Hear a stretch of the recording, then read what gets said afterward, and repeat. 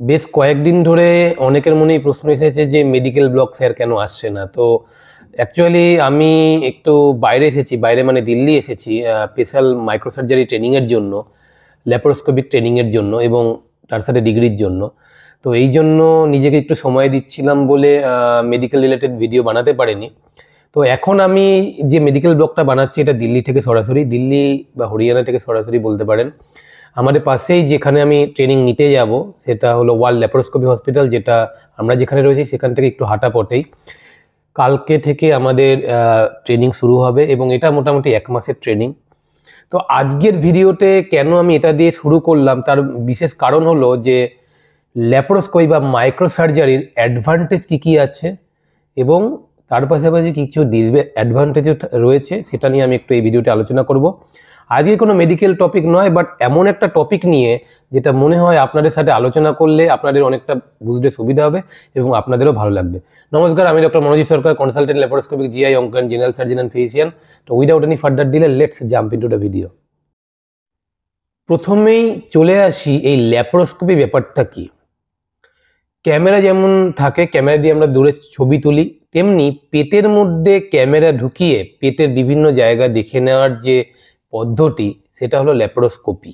এবং এই ক্যামেরা ব্যবহার করে যখন আমরা সার্জিক্যাল কোনো ইন্টারভেনশন করে থাকি তখন তাকে আমরা বলে থাকি ল্যাপারোস্কোপিক সার্জারি। তো এই ল্যাপারোস্কোপিক সার্জারি স্পেকট্রামটা অত ছোট নয়। ল্যাপারোস্কোপিক সার্জারি কিন্তু একটা ভাস্ট স্পেকট্রাম, মানে অনেকটা বড় জায়গা জুড়ে। আমরা অ্যাবডোমেনের কথা মানে আমাদের পেটের মধ্যে আমরা ল্যাপারোস্কোপিক সার্জারি করতে পারি। আমরা গলার মধ্যে নল ঢুকিয়ে যে ইন্টারভেনশন করে থাকি সেটাও কিন্তু মাইক্রো সার্জারির মধ্যেও পড়ে থাকে।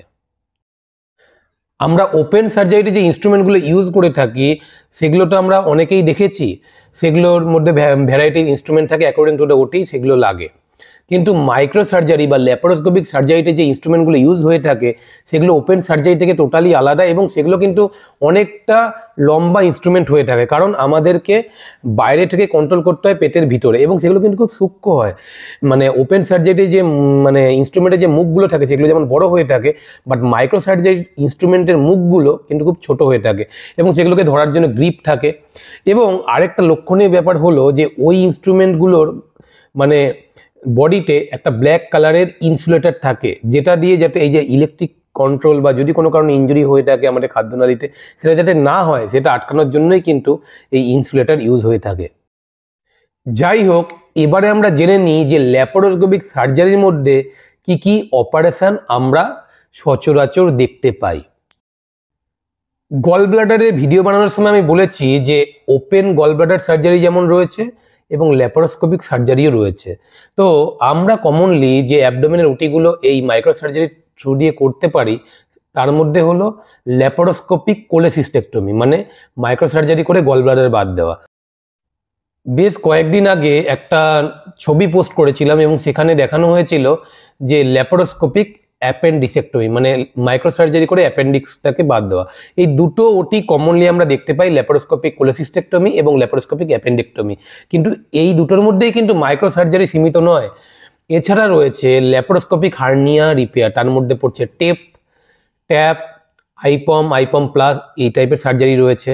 এবং এর বাইরে কিন্তু বহু সার্জারি রয়েছে, যেমন আমাদের খাদ্যনালী যেটা রয়েছে সেই খাদ্যনালীর মধ্যে আমাদের কোলন রয়েছে, স্মল ইন্টেস্টাইন রয়েছে, মানে ক্ষুদ্রান্ত রয়েছে, এদেরও অপারেশনগুলো কিন্তু এই মাইক্রো সার্জারির মাধ্যমে করা সম্ভব। এবারে ইউরোলজিক্যাল কিছু মাইক্রো সার্জারি রয়েছে, তার মধ্যে যেমন রয়েছে কিডনির অপারেশন, প্রোস্টেটের অপারেশন, এগুলোও কিন্তু মাইক্রো সার্জারি করে করা সম্ভব। এছাড়া কিছু গাইনোকোলজিক্যাল ওটি যেমন হিস্ট্রেক্টমি বা উফোরেক্টমি, এগুলোও কিন্তু মাইক্রো সার্জারি থ্রু দিয়ে করা হয়ে থাকে। তাছাড়া আমাদের এই যে বুকের ভিতরে যদি কোনো টিউমার হয়ে থাকে বা অন্য কোনো রোগ হয়ে থাকে সেটাকে দেখার জন্য থোরাকোস্কোপি, এগুলো কিন্তু মাইক্রো সার্জারি বা মাইক্রোস্কোপিক ইন্টারভেনশনের মধ্যে পড়ে থাকে। তাছাড়া আপার জিআই এন্ডোস্কোপি, মানে গলার মধ্যে নল ঢুকিয়ে কিংবা কোলোনোস্কোপির মধ্যে দিয়ে যে ইন্টারভেনশনগুলো করা হয়ে থাকে এবং আপার জিআই এন্ডোস্কোপির মাধ্যমে যে স্টমাকের যে ইন্টারভেনশনগুলো করা হয়ে থাকে সেগুলোও কিন্তু ল্যাপারোস্কোপিক সার্জারির মধ্যেই পড়ে থাকে। তাছাড়া নিউরো সার্জারি কিছু কিছু অপারেশনও এখন ল্যাপারোস্কোপিক থ্রু দিয়ে করা হচ্ছে। এবারে ওপেন থেকে শিফট হয়ে হঠাৎ মানুষ ল্যাপারোস্কোপির দিকে ঝুঁকে পড়ার পিছনে তো অবশ্যই কারণ থাকবে। যেখানে মানুষ অ্যাডভান্টেজ পাবে সেখানেই তো মানুষ ছুটে যাবে। তো এই ল্যাপারোস্কোপিক সার্জারির অ্যাডভান্টেজগুলো কি কি সেটা আমরা একটু দেখে নিই। এই ল্যাপারোস্কোপিক সার্জারির সবথেকে বড় অ্যাডভান্টেজ হলো যেহেতু ছোট করে কেটে পেটের মধ্যে ঢুকতে হয়, সেহেতু পোস্ট অপারেটিভ মানে অপারেশনের পরে ম্যাক্সিমাম ক্ষেত্রেই পেনলেস সিচুয়েশান থাকে।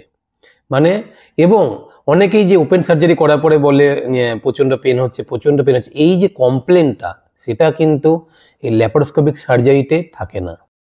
সেকেন্ড যেটা ইম্পর্টেন্ট হলো শর্টার হসপিটাল স্টে, মানে বেশি দিন কে হসপিটালে ভর্তি হয়ে থাকতে চায় অপারেশনের পরে। তো ওপেন সার্জারি, সাপোজ গলব্লাডার যখন ওপেন সার্জারিতে করা হয়ে থাকে সেক্ষেত্রে একটা পেশেন্টকে 5 থেকে 7 দিন হসপিটালে ভর্তি থাকতে হয় অপারেশনের পরে। অন্যদিকে মাইক্রো সার্জারি করে যখন গলব্লাডার অপারেশন করা হয় তখন 1 থেকে 2 দিন। তো কম দিন হসপিটালে থাকার মতন একটা বড় অ্যাডভান্টেজ হলো এই মাইক্রো সার্জারি। 3 নম্বর যেটা ইম্পর্টেন্ট হলো early return to the work. যত তাড়াতাড়ি সুস্থ হবে, রিকভারি যত ভালো হবে, তাড়াতাড়ি হবে, তত তাড়াতাড়ি সে কাজে জয়েন করতে পারবে। তো অনেকেই যারা কাজ করে থাকেন দূরে গিয়ে, তাদের জন্য কিন্তু এটা বড় একটা অ্যাডভান্টেজ যে তাড়াতাড়ি তারা কাজে জয়েন করতে পারবে। 4 নম্বর হলো ফাস্টার পোস্ট অপারেটিভ রিকভারি। মানে ওপেন সার্জারিতে একটা পেশেন্ট টোটালি রিকভার হতে যে সময়টা নেয় মোটামুটি 10 থেকে 15 দিন ধরতে পারেন, তার থেকে কিন্তু মাইক্রো সার্জারিতে পোস্ট অপারেটিভ রিকভারি অনেকটাই ফাস্ট হয়ে থাকে। তাই এটা একটা বড় অ্যাডভান্টেজ ওভার ওপেন সার্জারি। 5 নম্বর হলো ব্লিডিং। ওপেন সার্জারিতে যেহেতু অনেকটা কাটা হয়ে থাকে সেহেতু সেক্ষেত্রে ব্লিডিংটা কম্পারেটিভলি বেশি হয়ে থাকে। মাইক্রো সার্জারি বা ল্যাপারোস্কোপিক সার্জারিতে কিন্তু ব্লিডিংয়ের চান্স নেই বললেই চলে।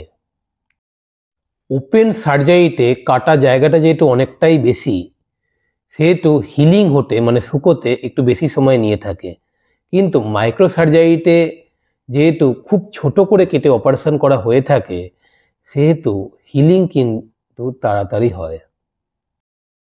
ইয়াং এজে কসমেসিস কিন্তু খুব ইম্পর্টেন্ট একটা জিনিস। তো ওপেন উন্ডে কাটা জায়গাটার একটু দেখতে বাজে হয়ে যায়, স্বাভাবিক ব্যাপার, একটা দাগ থাকবে। তো এই কসমেসিসের ব্যাপারে অনেকেরই কিন্তু একটা খটকা থাকে যে এটা কেমনভাবে দাগ থাকবে না থাকবে। এই জন্য মাইক্রো সার্জারিতে এই কসমেসিস ব্যাপারটাকে খুব ইম্পর্টেন্ট ভ্যালু দিয়ে থাকে, যেটা ওপেন উন্ডের ক্ষেত্রে আমরা পাই না। এতক্ষণ তো আমরা মাইক্রো সার্জারি অ্যাডভান্টেজ নিয়ে কথা বললাম।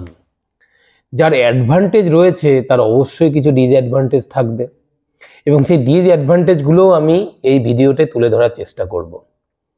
প্রথমে বলি, এই মাইক্রো সার্জারি যখন করা হয়ে থাকে তখন পেটের মধ্যে একটা গ্যাস দেওয়া হয়ে থাকে, সেটা হলো কার্বন ডাইঅক্সাইড, যেটাকে আমরা বলি নিউমোপেরিটোনিয়াম।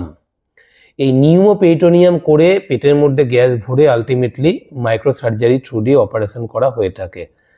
তো এই যে কার্বন ডাইঅক্সাইডটা জমছে পেটের মধ্যে সেটা কিন্তু ব্লাডে কার্বন ডাইঅক্সাইড লেভেলটাকে বাড়িয়ে দেয় এবং সেটার জন্য যেটা হয়ে থাকে তার নাম হলো হাইপারক্যাপনিয়া।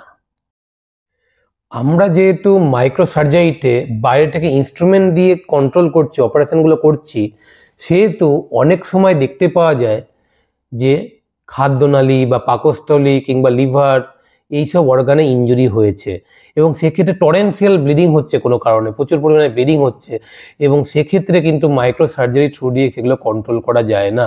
তাই সেক্ষেত্রে ওপেন ইজ দ্য চয়েস।